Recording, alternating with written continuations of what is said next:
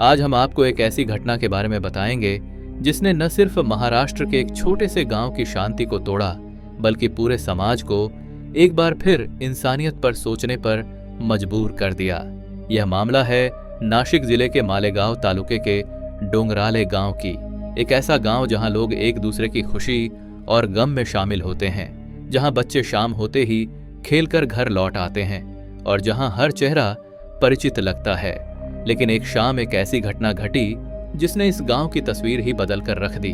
ये मामला मात्र 3 साल की मासूम यादन्या का है।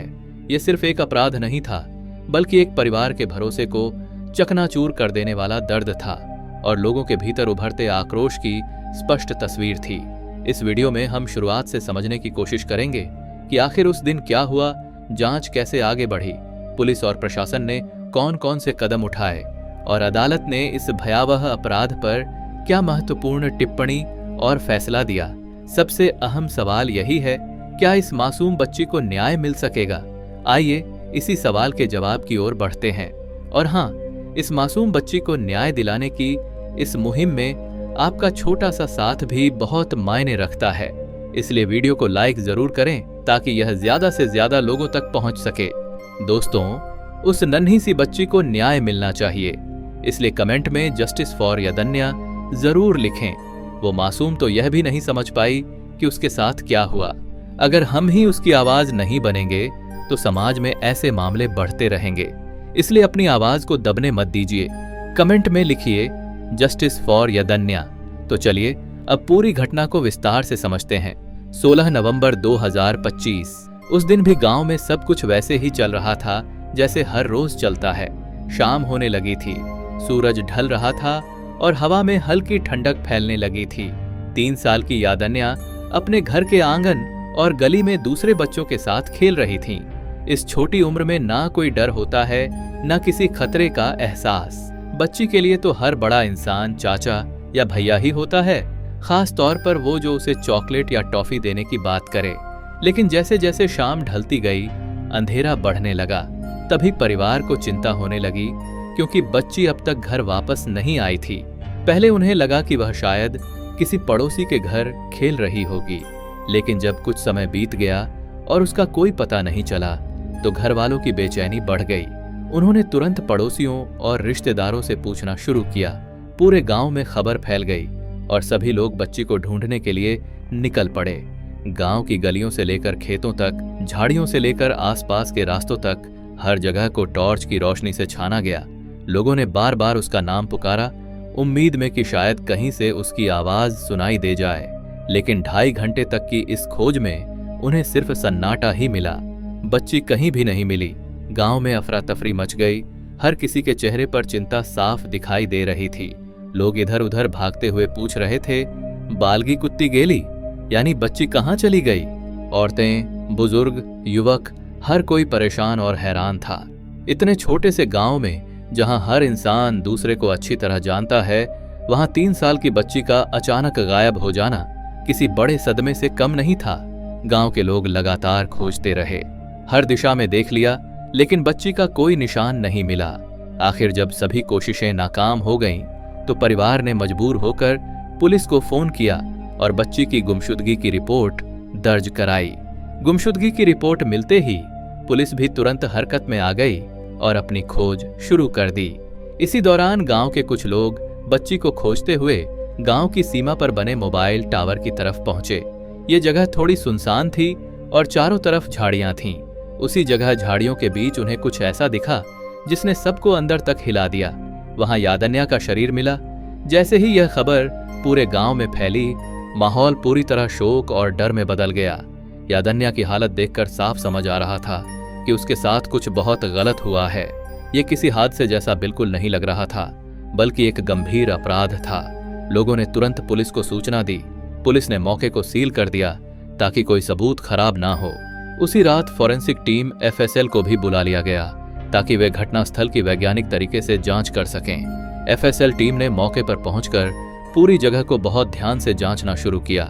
सबसे पहले उन्होंने कपड़ों से नमूने लिए ताकि बाद में पता लगाया जा सके कि उन पर कौन कौन से निशान या सबूत मौजूद हैं। इसके बाद टीम ने आसपास की मिट्टी इकट्ठा की, क्योंकि मिट्टी में भी कई अहम सुराग मिल सकते हैं। उन्होंने जमीन पर पड़े पैरों के निशानों, फुटप्रिंट को गौर से देखा, उनके फोटो लिए और उन्हें रिकॉर्ड किया ताकि यह समझा जा सके कि कौन कौन उस जगह तक आया था।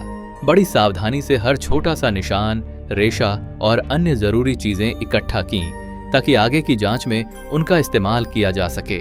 जब सारी जांच पूरी हो गई तो इन सबूतों को ध्यान से पैक कर सील किया गया और फॉरेंसिक लैब में भेज दिया गया, जहां उनकी वैज्ञानिक तरीके से जांच की जानी थी, और शरीर को भी पोस्टमार्टम के लिए भेज दिया गया। अब जांच की दिशा साफ हो चुकी थी। ये सिर्फ एक कांड का मामला नहीं, बल्कि एक बच्ची के साथ बेहद घिनौना अपराध का मामला भी था। अगला और सबसे जरूरी कदम था ये पता लगाना कि उस शाम असल में हुआ क्या था। घर से मात्र 300 मीटर दूर ही बॉडी का मिलना यह इशारा कर रहा था कि कातिल कोई आसपास का ही है। पुलिस ने जब सभी घर वालों और आस पड़ोस और गांव वालों से पूछताछ शुरू की तो पता चला कि यादन्या हमेशा घर के पास ही मोहल्लों के बच्चों के साथ खेला करती थीं। इसलिए पुलिस ने मोहल्ले के बच्चों से बात की जो उसी समय उस मासूम बच्ची के साथ खेल रहे थे। पुलिस ने बच्चों से धीरे धीरे और प्यार से पूछा कि उन्होंने क्या देखा था। बच्चों ने बताया कि खेलते वक्त एक आदमी वहां आया था। उसने बच्ची को चॉकलेट देने का लालच दिया और उसे अपने साथ चलने के लिए कहा। उस समय बच्ची को लगा कि यह वही भैया है जिसे वह रोज गांव में देखती थी, इसलिए उसने उसके साथ जाने में कोई डर या शक नहीं किया। बच्चों ने यह भी बताया कि वह आदमी अजनबी नहीं था, वह गांव में ही रहता था और अक्सर इधर उधर घूमता दिखाई देता था। बच्चे उसे नाम से नहीं बट भैया कहकर बुलाते थे। यही कारण था कि बच्ची ने उसे अपना ही कोई जाना पहचाना व्यक्ति समझा। किसी बाहरी आदमी पर तो बच्चे शायद ध्यान देते, पर एक परिचित चेहरे पर बच्ची को भरोसा हो गया और इसी भरोसे का फायदा उठाकर वह आदमी उसे खेल के बीच से चुपचाप अपने साथ ले गया। बच्चों की बताई गई ये छोटी छोटी बातें ही पुलिस के लिए सबसे बड़े सुराग साबित हुईं और जांच की दिशा वहीं से बदल गई। बच्चों से मिली जानकारी और गांव वालों की मदद से पुलिस की नजर आखिर एक संदिग्ध पर जाकर टिक गई। 24 साल का विजय खैरनार था। बच्ची के घर से मात्र 200 मीटर दूर रहने वाला विजय खैरनार एक unmarried daily veg construction worker था। रात करीब 8:30 बजे पुलिस विजय खैरनार को पकड़कर मालेगांव तालुका पुलिस स्टेशन लेकर पहुंची। थाने में खड़ी पूछताछ और सख्त कार्रवाई के बाद विजय धीरे धीरे टूटने लगा और आखिरकार उसने अपने इस घिनौने अपराध की पूरी कहानी बयान करनी शुरू कर दी। पूछताछ में यह बात सामने आई कि करीब 1 महीने पहले विजय का बच्ची के पिता के साथ किसी बात को लेकर विवाद हुआ था। उसी छोटी सी बात को दिल में रखते हुए उसने ऐसा करने का सोचा। उसने पुलिस को बताया कि वह यादन्या को चॉकलेट देने का लालच देकर अपने साथ चलने को तैयार किया। वह उसे गांव से थोड़ी दूरी पर बने मोबाइल टावर के पास ले गया जहां आसपास कोई नहीं था। वहीं उस सुनसान जगह पर उसने उसके साथ बेहद घिनौनी हरकत की और मामले को छिपाने की कोशिश में उसने वहीं एक बड़ी घटना को अंजाम दे दिया। पूछताछ के दौरान मिला उसका यह कबूलनामा पुलिस के लिए इस केस में सबसे बड़ा और निर्णायक सबूत साबित हुआ, जिसकी मदद से पूरी घटना की सच्चाई सामने आ गई। जिस रात इस घटना का खुलासा हुआ उसी रात पूरा गांव गुस्से और गम से भर गया। जैसे ही खबर फैली लोग धीरे धीरे सड़कों पर जमा होने लगे। गांव की महिलाओं ने मुख्य चौक पर इकट्ठा होकर विरोध प्रदर्शन शुरू कर दिया। वे मोमबत्तियां, तख्तियां और बच्ची की फोटो लेकर इंसाफ की मांग कर रही थीं। गांव के युवा सबसे ज्यादा आक्रोशित थे। उन्होंने मांग उठाई कि आरोपी को तुरंत और सख्त से सख्त सजा दी जाए। गांव वालों की एक ही मांग थी, इस केस की सुनवाई फास्ट ट्रैक कोर्ट में हो ताकि बिना देरी के दोषी को सजा मिल सके। कई जगहों पर लोगों का गुस्सा इतना बढ़ गया कि उन्होंने सड़कों को भी जाम कर दिया। हर तरफ 2 नारे गूंज रहे थे, आम हाला न्याय हवा, हमें न्याय चाहिए, भर चौकात शिक्षा दिया, चौक में खुलेआम सजा दो।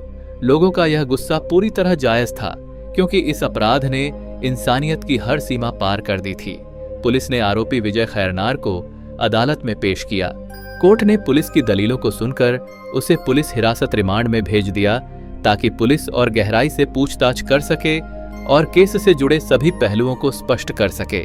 पुलिस मुकदमा लिया था, लेकिन असली भीड़ और घमाघमी 20 नवंबर को देखने को मिली। ये इस केस के लिए बेहद अहम दिन था। उस दिन आरोपी को फिर से कोर्ट में लाया जाना था। कोर्ट में पेशी की खबर फैलते ही लोगों का गुस्सा चरम पर पहुंच गया। अदालत के बाहर हजारों की संख्या में लोग जमा हो गए।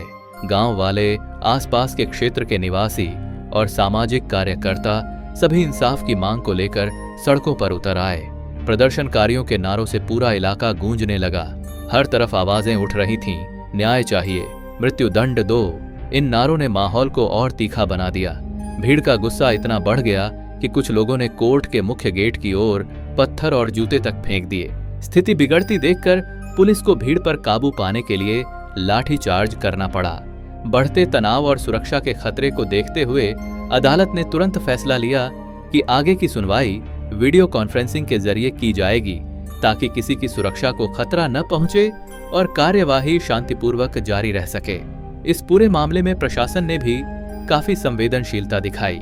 पुलिस अधीक्षक, एसपी खुद गांव पहुंचे, घटनास्थल का निरीक्षण किया और पीड़ित परिवार से मुलाकात की। उन्होंने परिवार को भरोसा दिलाया कि उन्हें हर संभव मदद मिलेगी और यह केस पूरी गंभीरता के साथ देखा जा रहा है।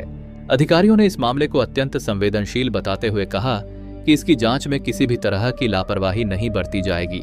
फिलहाल आरोपी विजय खैरनार पुलिस हिरासत में है और उससे लगातार पूछताछ की जा रही है। जांच अधिकारी उससे घटना के हर छोटे बड़े पहलू को समझने की कोशिश कर रहे हैं, ताकि सच्चाई पूरी तरह सामने आ सके।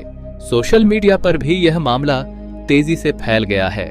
हजारों लोग जस्टिस फॉर यादन्या जैसे हैशटैग के साथ पोस्ट कर रहे हैं, संवेदनाएं व्यक्त कर रहे हैं और ऐसे अपराधों के लिए कानून को और सख्त करने की मांग उठा रहे हैं। पूरे देश की नजर अब इस केस पर टिकी हुई है। हर कोई यही चाहता है कि उस मासूम को न्याय मिले और दोषी को ऐसी सजा दी जाए जो भविष्य में ऐसे अपराध करने वालों के लिए एक कड़ा संदेश बने। वह 3 साल की मासूम बच्ची जिसने दुनिया को समझना शुरू ही किया था, जिसकी किसी से कोई दुश्मनी नहीं थी, वह इतनी दरिंदगी की शिकार हो गई। इस दर्दनाक घटना ने हम सभी को झकझोर कर रख दिया है, लेकिन इससे उपजे गुस्से और एकजुटता ने एक उम्मीद भी जगाई है। उम्मीद है कि न्याय की जीत होगी। उम्मीद है कि इस मासूम की आवाज बुलंद होगी और उसे इंसाफ मिलेगा। हमारी यही प्रार्थना है कि ऐसी घटनाएं दोबारा न हो। Justice should be delivered fast and strong. अगर आपने अभी तक वीडियो को लाइक नहीं किया है तो कृपया लाइक करें और चैनल को सब्सक्राइब करना ना भूलें। धन्यवाद।